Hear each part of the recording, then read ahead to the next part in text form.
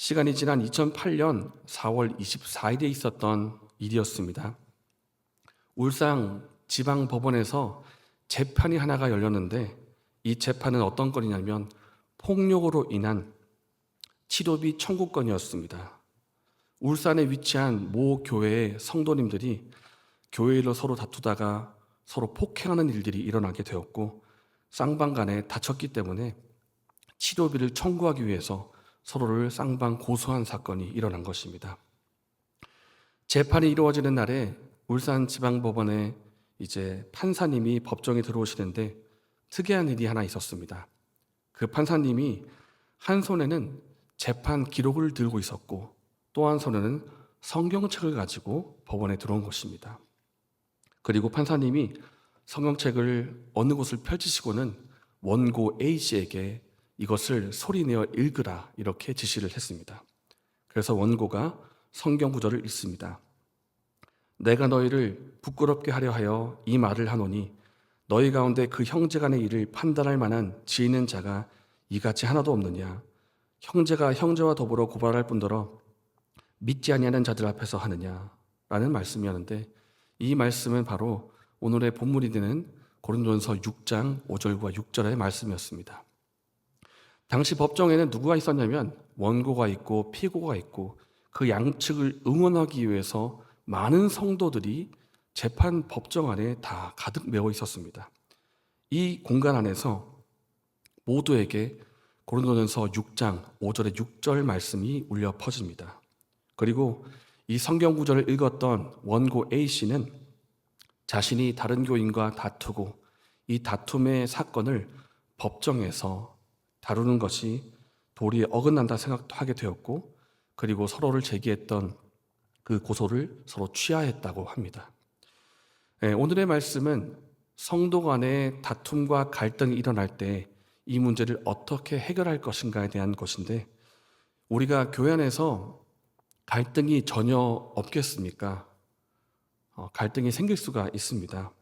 우리가 태어난 곳이 다르고 내 성격이 다르고 자란 환경이 다르고 지금까지의 경험과 지식이 다르기 때문에 여기에서 오는 서로를 향한 오해가 있고 갈등이 있고 더 나아가서 다툼이 생길 수도 있는 일입니다.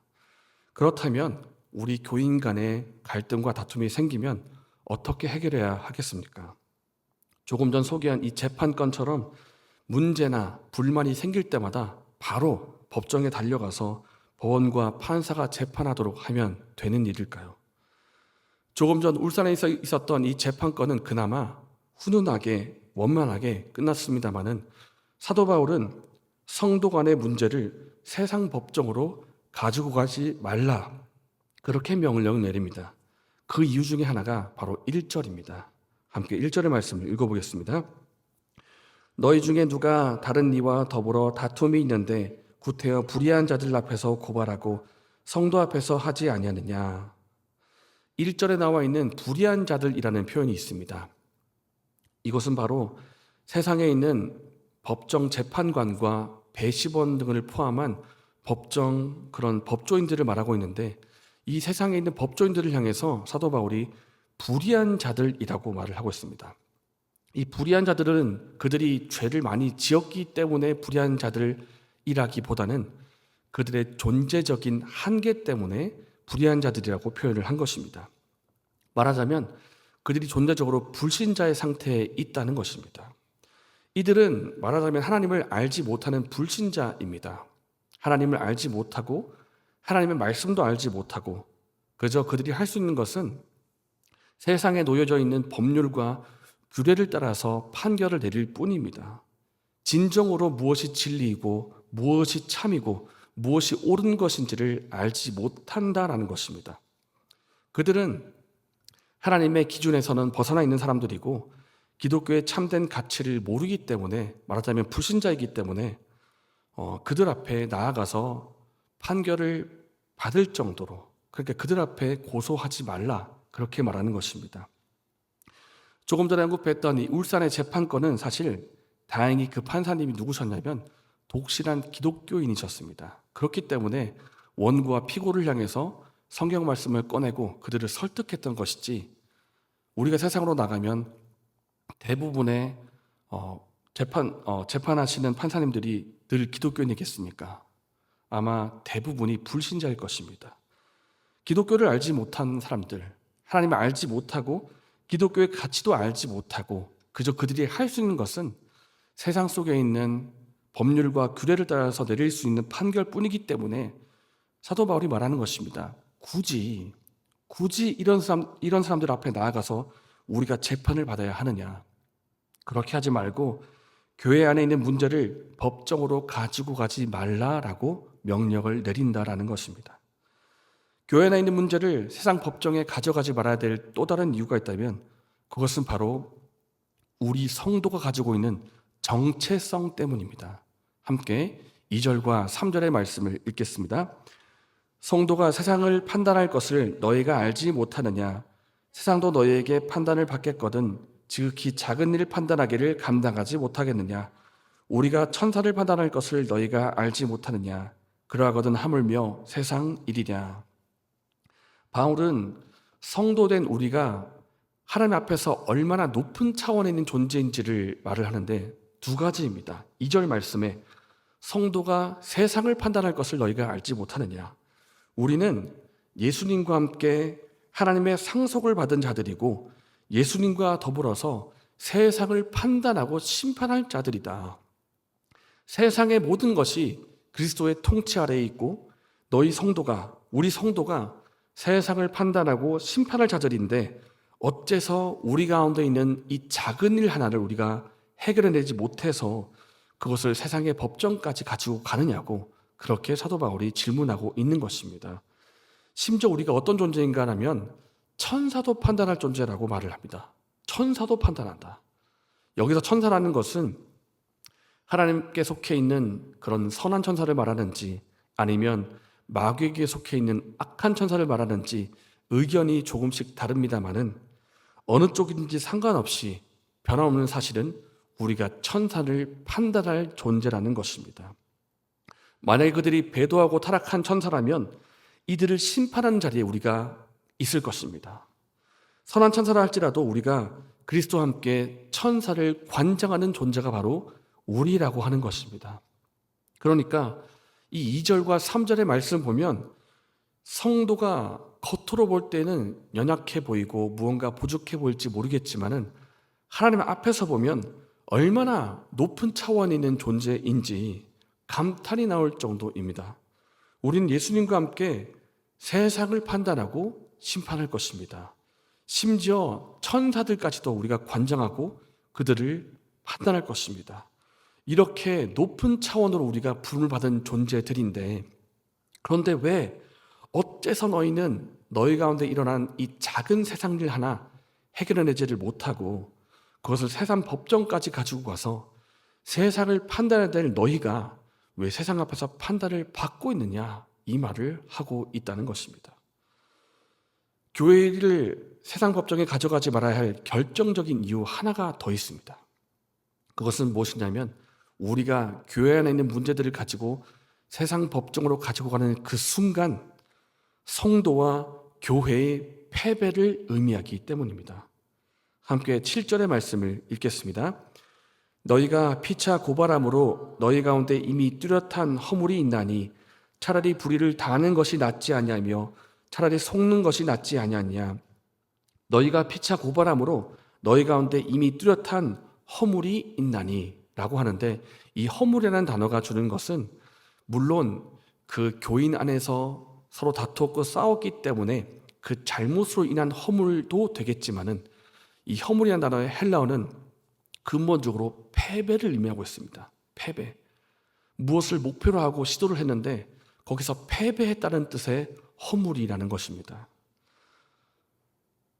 우리가 성도로서 패배했고 교회로서 패배했다는 의미를 이 7절이 주고 있다는 것인데 왜 패배가 되는가 이것이 예수님께서 우리에게 주신 여러 가지 귀한 말씀들이 있는데요. 그 중에 제가 몇 가지만 읽어보겠습니다. 형제에게 노하지 말라. 원망들을 말한 일이 생각나거든 가서 형제와 화목하라. 그리고 나서 예배를 드리라. 고발하는 자와 함께 길에 있을 때 급히 화해하라. 오직 너희는 원수를 사랑하고 선대하며 아무것도 바라지 말고 꾸어주라. 그리하면 너희 상이 클 것이요 또 지극히 높으신 이의 아들이 되리니 그는 은혜를 모르는 자와 악한 자에게도 인자하시니라. 방금 제가 예수님께서 말씀하신 산상수훈 가운데 일부를 읽었습니다. 이러한 가르침을 예수님이 주셨고 이 가르침 중에 단 한 구절의 말씀이라도 만약에 고린도 교인들이 그 말씀대로 실천하고 직접 행했다면 오늘 본문의 사도 바울의 책망과 같은 세상 법정까지 가지고 가는 일이 일어나지 않았을 것입니다. 그러나 피차 고발을 했습니다. 피차 고발해서 세상 법정에서 재판을 받고 있다는 이 사실 자체가 주는 것이 무엇이냐 하면 성도로서 말씀대로 살기를 실패했다는 것이고, 물론 우리가 연약하기 때문에 실패할 수 있습니다마는 이 실패하는 문제를 교회 안에서 해결해내지를 못하고 세상 법정까지 가지고 가서 서로 다투고 있는, 말하자면 성도의 실패와 교회의 실패가 된다는 것입니다. 법정에 소송을 거는 순간부터 실패가 된다라는 것입니다. 세상의 소송건에 대해서 만약에 판사가 이런 말을 한다면 교회가 어떻게 되겠습니까? 원고와 피고가 있습니다. 모두가 그리스도인들입니다. 근데 판사가 이렇게 말한 것입니다. 여러분은 예수님 믿는다고 하면서 왜 예수님 말씀대로 살지 않습니까? 여러분은 화해하고, 예수님께서는 화해하고 용서하고 축복하라고 하셨는데 왜 여러분은 서로 회하지 않습니까? 여러분은 왜 예수님 하신 말씀대로 하지 않고 왜 화해하지 않아서 이곳 법정까지 이 문제를 가지고 옵니까? 라고 판사가 말한다면 무엇이라고 답할 수 있겠습니까? 만약에 어떤 교회가 세상 법정에 나가서 판사로부터 왜 여러분은 말씀대로 사지 않습니까? 라는 그런 판단을 받게 된다면 그 교회가 주변 사람들에게 전도할 수 있을까요? 세상을 향해서 여러분 예수님은 사랑이십니다. 여러분 예수님은 용서하는 분이십니다. 여러분 우리 교회에 오면 참된 평안을 누릴 수가 있습니다. 예수님 믿고 우리 교회에 오세요 라는 말을 할 수가 있겠냐 말입니다. 분명히 서로 다투고 화해하고 용서하지 못해서 재판장까지 간 그 교회가 어떻게 전도할 수 있겠는가라는 것입니다. 오히려 그들이 너나 잘하세요라고 조롱하지 않겠습니까? 그렇기 때문에 세상의 법정에 나가서 소송을 거는 순간 그것은 곧 성도의 실패가 되고 교회의 실패가 된다라는 것입니다. 그렇기 때문에 성도 간의 일을 가지고 법정에 가면 모두가 패배자가 됩니다. 우리가 소송을 하는 이유가, 세상 사람들이 소송을 하는 이유가 무엇입니까? 내가 옳은 것이 있고 그 사람이 틀렸기 때문에 시시비비를 가려서 내가 이득을 취하기 위해서 소송 거는 것 아니겠습니까? 그러나 성도가 소송을 거는 순간에 원고도 패자가 되고 피고도 패자가 되고 심지어 교회도 패자가 된다는 것입니다. 그렇기 때문에 교회에는 질서가 있어야 되고 아무 문제나 가지고 가서 세상 법정으로 가면 안 된다라는 것입니다. 그러나 이 말씀이라고 해서 세상 법정은 무시해도 된다, 이런 뜻도 아닙니다. 우리가 사도행전이나 사도 바울의 사건을 보면 분명히 법정에서 재판을 받습니다. 그러나 고린도전서의 이 말씀에 대해서는 재판 법정에 가지고 가지 말라, 그렇게 명령을 한다는 것입니다. 그렇기 때문에 세상 법정으로 가지고 말아야 될 일들이 있고 교회 안에서 교회 질서를 따라 해결해야 된다라는 것인데요. 제가 오늘 말씀을 준비하면서 궁금한 것이 생겼습니다. 그래서 찾아보았는데 그것은, 그렇다면 우리 한국교회는 어떨까라는 것입니다. 한국교회는 어떨까? 자료를 찾아보았지만 아쉽게도 최근의 데이터는 얻지를 못했지만 2006년도의 데이터를 얻을 수가 있었는데, 기독교 화해 중재원이라는 곳에서 한 가지 통계를 냈습니다. 다음과 같았는데 글씨가 작기 때문에 제가 한번 읽어드리겠습니다. 법원에 제소된 전체 민사소송 가운데 그 민사소송이 379만여 건인데 그 가운데 69만 건이 교회 또는 교인 관련 사건으로 추정이 된다. 이 사건 중에는 어느 교회 담임 목사님이 배임을 했다고 고발한 건이 있고, 교회 소유권 이전 건이 있고, 이혼과 위자료 건이 있고, 횡령과 절도 건이 있고, 폭력 행위, 예배 방해, 명예훼손 건, 근데 명예훼손건 이 건은 원고가 검사이고 피고는 교회 담임 목사님이십니다. 이런 여러 종류의 사건이 소송으로 제기가 되어 있는데 그 수가 69만 건이라는 것입니다. 제가 한번 전체 민사소송 건 가운데 기독교 관련 건을 제가 한번 비율을 내봤는데 전체 소송 가운데 약 18.19%, 18.2%가 나왔습니다. 또 궁금해서 그때 2006년도에 기독교 인구 비율을 봤더니 전체 인구 가운데 기독교 인구 비율이 18.3%였습니다. 뭔가 느껴지는 바가 없으십니까? 전체 인구 비율 가운데 기독교 인구가 18.3, 전체 소송 가운데 기독교 관련이 18.2. 무슨 뜻일까요? 이것은 곧 세상 사람이 소송된 것과 기독교인이 소송된 것이 크게 차이가 없다는 뜻입니다. 한편 기독교 관련이라는 이 단어가 어쩌면 유사 기독교나 사입이나 이단 등을 모두 포함한 것일 수도 있습니다. 어쩌면. 그러나 그럼에도 이 한국 기독교인을 관련해서 낸 이 소송 비율이 전체 인구 비율에 거의 이제 세상 사람과 같다고 하는 이 비율 자체가 저에게는 충격으로 다가왔습니다. 어떤 기자는 이 통계를 두고 이런 말을 했습니다. 교회와 교인들이 세상의 빛과 소금 되기를 포기했다라는 증거다라는 결론을 그가 내렸습니다. 이 통계를 보면서 저 또한 이런 생각이 들었습니다. 우리 한국 기독교가 사회에서 손가락질 받는 이유가 괜히 나온 것이 아니겠구나라는 생각이 들었습니다.